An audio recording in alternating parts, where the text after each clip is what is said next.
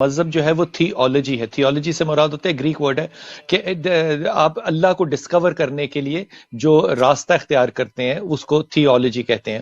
لیکن اگر یہ تھیولوجی اگر دنیاوی کسی نظریات کے ساتھ کمپیریبل یا کمپیٹیبل ہے تو وہ کارل مارکس ہے کہ اس کے نظریات بنیادی طور پہ اسلام کے بہت زیادہ قریب ہیں، ایکول گراؤنڈ کے، ایکوالٹی کے، مکمل ترین جد و جہد کرنے کے، یہ بڑے قریب ہیں. وہ ناکام ہوا تو مذہب بھی بڑی بری طرح سے ناکام ہو رہا ہے، یہ بھی بات بڑی سچی ہے. لیکن یہ غور فرمائیے کہ over a period of time ہم نے کبھی اس بات کو تسلیم نہیں کیا بحیثیت مذہب کہ ہم نے بہت سی چیزیں مذہب میں تفسیر قرآن کے اندر ہماری اپنی نہیں ہے، مراد ہماری اوریجنل یا انڈیجنس نہیں ہے، ہماری وہ ادھار ہیں. مثال کے طور پہ اگر آپ تفسیر ابن کثیر دیکھیں جو پرانی ترین تفسیروں میں سے ہے، یا تفسیر اسحاق دیکھیں جو پرانیوں میں سے ہے، ان کو آپ پڑھیں تو آپ کو ایک تو احادیث کا ذخیرہ بڑا مختلف نظر آئے گا، دوسرا آپ کو ان کے اندر یہ فلسفے کے سارے نظریات نظر آئیں گے، حق کے، حقیقت کے، روحانیت کے. اور انہوں نے جو سارے فلسفے لیے وہ گریک سے لیے. اب ہم نے کبھی احسان ماننا ہی نہیں ہے کہ ہم نے بھی کسی سے لیا، لیکن بہت بڑا یہ جو آپ فرما رہے ہیں، یہ جو دھچکا ہمیں لگا ہے خاص طور پہ آج کی نسل کو کہ ہم ان چیزوں سے بے بہرا ہیں بالکل، وہ اس لیے کہ ہمارے جو آج کے اکابرین ہیں، میں پھر بڑی ذمہ داری سے کہہ رہا ہوں، ہمارے آج کے اکابرین جو ہیں، جن میں اسرار صاحب کو یا غامدی صاحب کو شامل نہیں کرتا، یہ پچھلے زمانے کے اکابرین ہیں.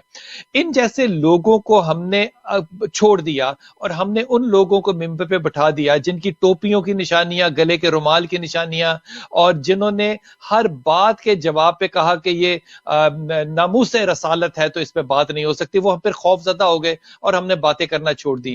مذہب کوئی مکمل ہو ہی نہیں سکتا، مذہب کبھی کوئی مکمل ہو ہی نہیں سکتا اگر اس مذہب میں سے ادب سے مراد ہے لٹریچر نکال دیا جائے، یا اس مذہب میں سے فلسفہ نکال دیا جائے.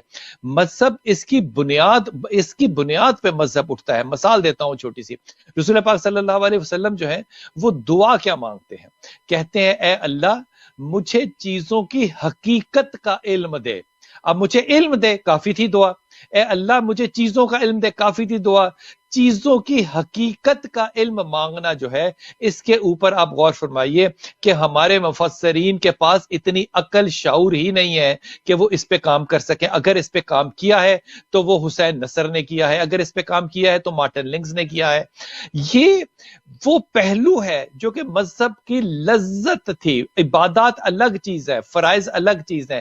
یہ لذت تھی، یہ ذہنی کفالت تھی جس کو کہ ہم نے چھوڑ دیا. اب ایک صحابی جا رہے ہیں رسول کے ساتھ صلی اللہ علیہ وسلم کے ساتھ، اور انہوں نے دیکھا کہ رسول کو بھی پسینہ آیا ہوا ہے، وہ بھی پسینے میں ہے، سورج چمک رہا ہے، جہاد سے آئے ہیں، تلوار پہ خون لگا ہوا ہے. انہوں نے ساری چیزوں کی جو ہے وہ نشاندہی کرنے کے بعد اللہ کے رسول سے پوچھا کہ یا رسول اللہ یہ دنیا کیا چیز ہے، یہ دنیا کیا چیز ہے؟ اب اللہ کے رسول کو اس کو سمجھانا چاہیے تھا، ہماری طرح بیٹھ کے شاید آرگومنٹ کرنا چاہیے تھا. اللہ کے رسول نے ایک لفظ میں جواب دیا، کہا خواب. اب میری بات سنیے، اللہ کا رسول جو کہتے ہیں وہ کوئی مثال تھوڑی ہوتی ہے، وہ عین ہوتا ہے. عین سے مراد ہے ایز اٹ از، وہ عین ہوتا ہے. اب وہ جب عین ہوتا ہے تو اللہ کے رسول نے تو کہہ دیا یہ دنیا خواب ہے.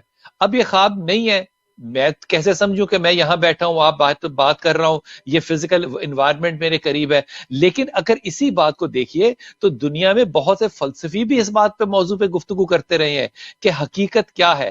کیا میں آپ سے جو بات کر رہا ہوں یہ خیال ہے یا سچ ہے؟ جو میرے پیچھے آپ کو کتابیں نظر آ رہی ہیں یہ کتابیں ہیں بھی یا شاید مفروضہ ہے حقیقت نہیں ہے لیکن نظر آ رہا ہے. یہ بہت بحثیں ہوئی ہیں، لیکن مذہب کے اندر ان لوگوں نے کبھی بھی ان چیزوں پہ اس لیے تباہ آزمائی نہیں کی کہ ان کے پاس بنیادی علم، بنیادی تعلیم، بنیادی world view of the knowledge جو تھا وہ ہے ہی نہیں. اب بھی نہیں ہے، خیر الحمدللہ، اور نہ ہم اس کی طرف کو جانے کی کوشش کر رہے ہیں.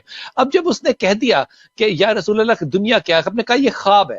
اب وہ یہ تو نہیں کہہ سکتا تھا کہ یا رسول اللہ آپ مجھے سمجھانے کے لیے کہہ رہے ہیں یا یہ واقعی خواب ہے، یا یہ خواب اگر ہے تو پھر میرا پسینہ، میرا سایہ، یہ تلوار کی خون پہ خون، وہ جو میں جہاد لڑ کے آیا ہوں، وہ جو میں اسلام کے نام پہ نعرے لگا، وہ کیا سب کچھ کیا تھا؟ وہ یہ تو نہیں پوچھ سکتا تھا۔ اس نے کہا اچھا یہ سب کچھ خواب ہے یا رسول اللہ، تو پھر یہ بتائیے کہ حقیقت کیا ہوگی؟ کیسا مدبانہ ایک بدو صحابی ہے، انہوں نے کون سا کوئی ایم اے فلسفی اور پی ایچ ڈی کیا ہوا ہے، کہا کہ اگر یہ سب خواب ہے تو پھر حقیقت کیا ہے؟ تو میرے رسول کا جواب پتہ ہے کیا تھا؟ کہا حقیقت تب ہوگی جب تمہیں پہلی رات قبر میں ڈالا جائے گا اور لوگ جب چلے جائیں گے نا تو پھر تم اپنی آنکھ کو کھولو گے، پھر تمہاری آنکھ کھلے گی۔ اب میں یہاں بات روک کے کہہ رہا ہوں، یہ کیونکہ کم ذہن لوگ ہیں نا، میری طرح کے چھوٹے چھوٹے دماغ ہے لوگوں کے، وہ جی آنکھ کیسے کھلے گی، اگر میں جل گیا تو آنکھ کیسے کھلے گی، میں پانی میں ڈوب گیا تو آنکھ کیسے کھلے گی؟ لوگوں کے پاس بنیادی frame work of paradigm of understanding جس کو کہتے ہیں وہ نہیں بنا ہوا۔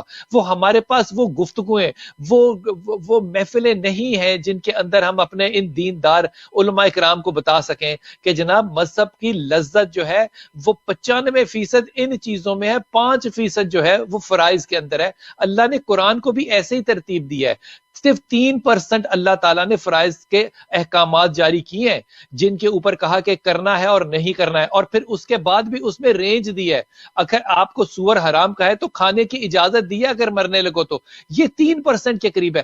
باقی جو 97% ہے وہ لذت کے موضوعات جو ہے وہ ہم نے اپنی زندگی سے ختم کر دی ہے۔ اب وہ جو خواب میں نے دیکھنا ہے وہ ہے دنیا جس میں کو میں آنکھیں کھول کے دیکھ رہا ہوں، اور حقیقت میں نے کب دیکھنی ہے؟ جب میں قبر کے اندر جاؤں گا اور میری آنکھ کھلے گی، اور تب جو میں دیکھوں گا وہ حقیقت ہوگی۔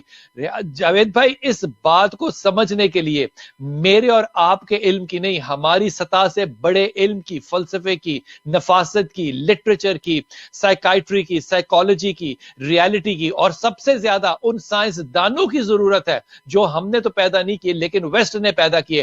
اگر کسی شخص کو بلیک ہول کا نہیں پتا تو وہ وقت کا تعین نہیں کر سکتا کہ آنے والا وقت جو ہے وہ اللہ کیسے بدلتا ہے، وہ دعا کو انڈرسٹینڈ نہیں کر سکتا۔ اب مجھے اس بات کا کوئی سمجھا ہی نہیں سکتا کہ وہ شخص جس کو کہ خدا کا تصور ہی نہیں تھا کائنات میں، اس نے جو تفسیر قرآن کی وقت کے مطابق کہ اللہ وقت کو کھولتا کیسے، اللہ نے کہا ہے کہ میں وقت کو کھولتا ہوں، حدیث قدسی ہے، اور اس کو میں انرول کیسے کرتا ہوں؟ جیسے کاغذ کو انرول کرتا ہوں۔ میں کہتا ہوں کہ یہ سائنسدان نہ پیدا ہوتا اس قوم میں جن کو کہ ہم اپنا دشمن مانتے ہیں تو قرآن کی تفسیر مجھے اور آپ جیسے لوگ تو کر ہی نہیں سکتے تھے۔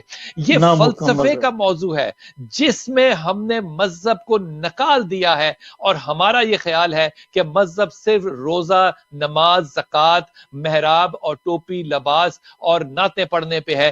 یہ ضرور کریں، لیکن مذہب کی یہ ابتدائی اعمال ہیں۔ آپ ابھی بچپن میں ہیں، ابھی آپ نے دودھ پینا، ابھی آپ شیر کھا رہے ہیں، شروع کیا ہے۔ مذہب تو ابھی عقلی طور پہ جوان ہوا ہی نہیں ہے، یہ اس نے تو ایڈولنس ہی نہیں لی ابھی تک۔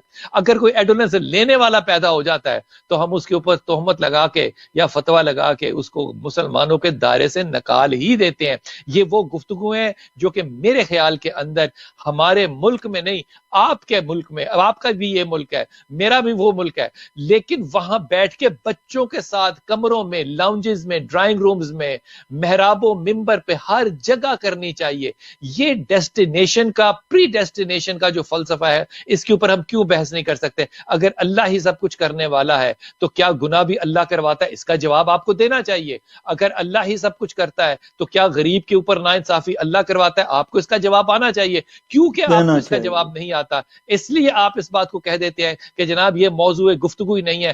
میری جہالت جو ہے وہ ریپرزینٹیٹیو نہیں ہے میرے مذہب کی، میرا عقل اور شعور ریپرزینٹیٹیو ہونا چاہیے۔ اگر ان سوالوں کے جواب ہمارے پاس ہوتے تو ہم دیتے، لیکن جن کے پاس ہیں آپ نے ان کو ممبر ہی نہیں دیا۔